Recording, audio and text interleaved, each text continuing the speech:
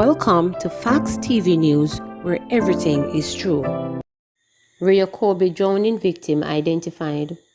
The police have identified the woman who drowned in the Rio Cobre flat bridge in St. Catherine yesterday as 49-year-old Ava Telwell of a Shortwood Drive, Kingston 8 address.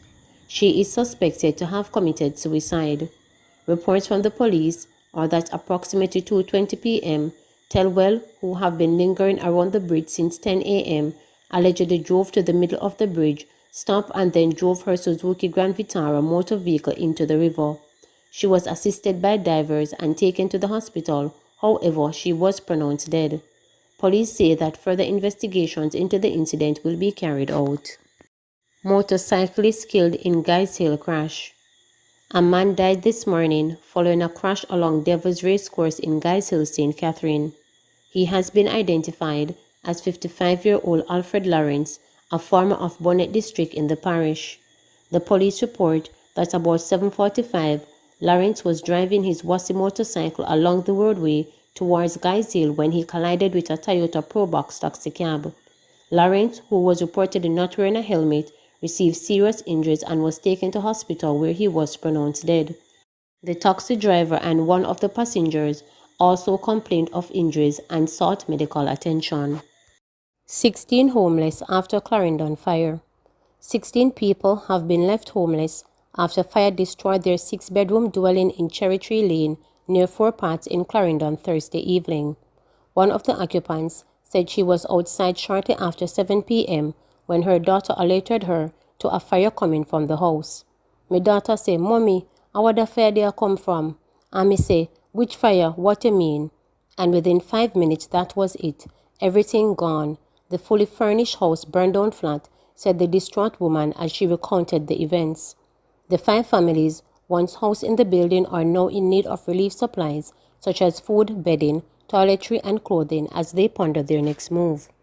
Councillor for the area, Uphel Purcell, reported that when the fire truck arrived, the entire house was already engulfed.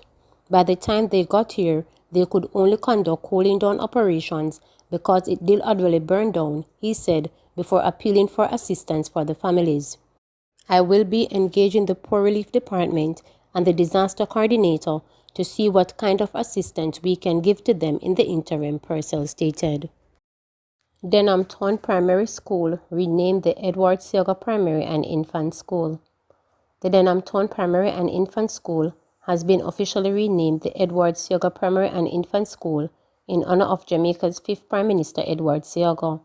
Describing Seaga as a visionary and courageous leader and statesman who made it his life work to improve the condition of the masses, Prime Minister Andrew Holness in a tweet yesterday stated, "I have no doubt that the Edward Seaga Primary and Infant School will continue to be a beacon of hope in the community as it remains steadfast in imparting knowledge to the next generation of leaders."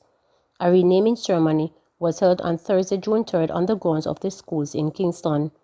Speaking during the ceremony, Holness said the schools founded by Seaga have been key providers of education to the community.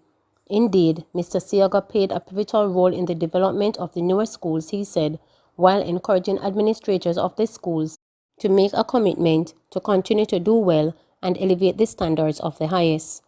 When the proposal was made to rename a school in honor of Edward Philip George Seaga, a man whose history and legacy is that of the building institution and holding them to the highest standards, a man of order and excellence, I have some skepticism in mind because the institution that bears the name of the person must reflect the standards of the person, he stated.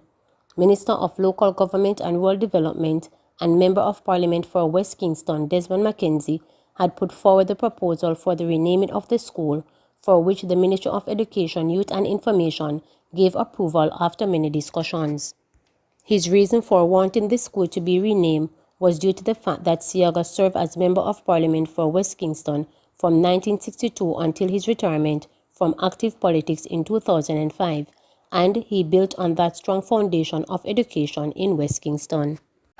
Please remember to subscribe, like, share, and click the notification bell for daily updates.